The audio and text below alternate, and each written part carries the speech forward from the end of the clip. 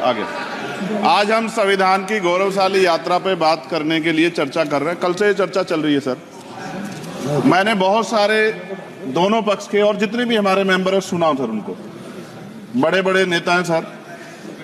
इसके भाग 1 में लिखा हुआ है India that is Bharat, Hindustan नहीं लिखा हुआ है सर। लेकिन सारे नेता संविधान पे चर्चा कर रहे हैं, लेकिन हिंदुस्तान ही कहेंगे, भारत कहने की हिम्मत नहीं जुटा पा रहे। ये बड़ा सवाल है सर कि क्या संविधान के हिसाब से बात रखी जा रही है। मैं धन्यवाद दूंगा फूले साहू बाबा साहब अम्बेडकर को और मेरे नेता मान्यवर साहब श्री काशीराम को। 25 नवंबर 1949 को संविधान को सौंपते हुए डॉक्टर बाबा साहब अम्बेडकर ने कहा था कि 26 जनवरी 1950 को हम विरोधाभास भरे जीवन में प्रवेश करने जा रहे हैं। राजनीतिक जीवन में तो हमारे पास समानता होगी, लेकिन सामाजिक और आर्थिक जीवन में असमानता होगी। क्या ये चुनौती आज 73 साल बाद दूर हुई है?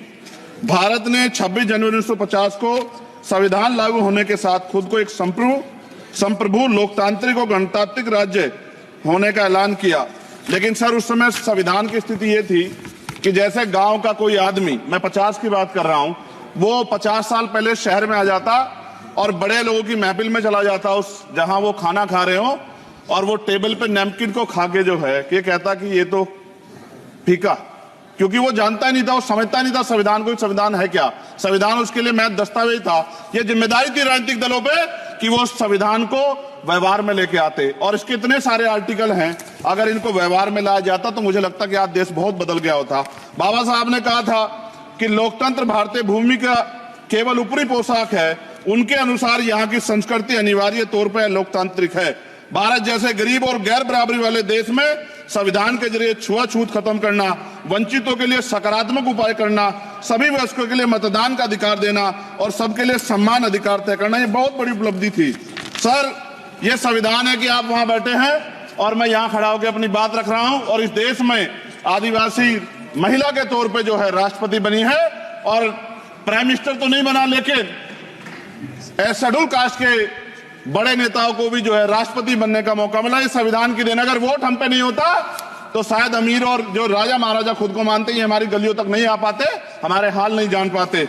आजादी का मतलब सर सिर्फ अधिकार पाना भर नहीं है, इसके लिए हमारे संविधान में सरकार और नागरिकों के अधिकारों के साथ साथ उनके कर्तव्यों का विस्तार से उल्लेख किया गया है।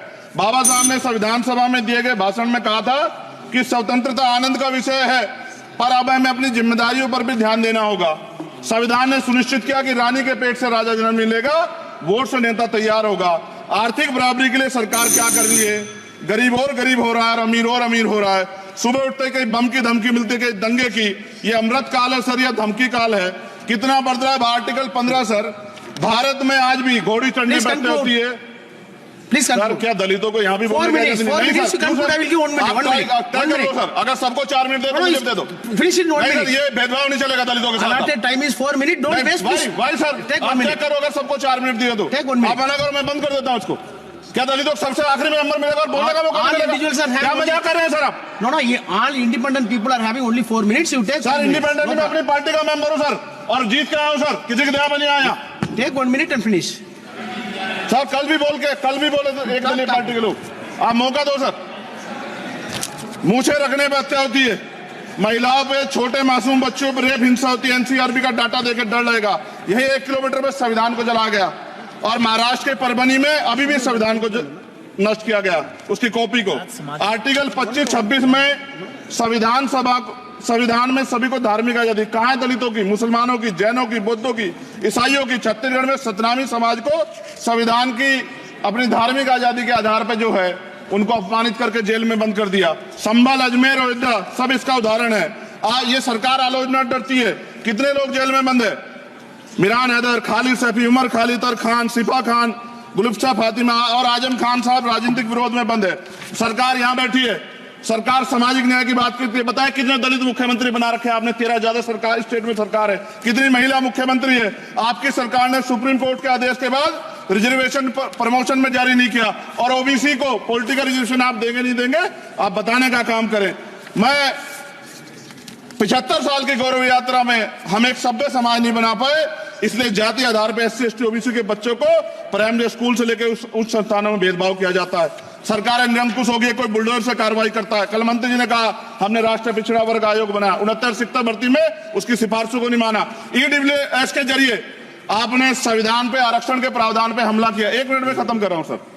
संविधान सर, न्यायपालिका में आर्टिकल 124 ये कहता है सर, ये अधिकार जो है। Sundar sir, please conclude. Sir 1 minute में Please, please, please conclude. संविधान में न्यायाधीशों की नियुक्ति का अधिकार राष्ट्रपति के द्वारा होना चाहिए, अभी तक नहीं हो रही है।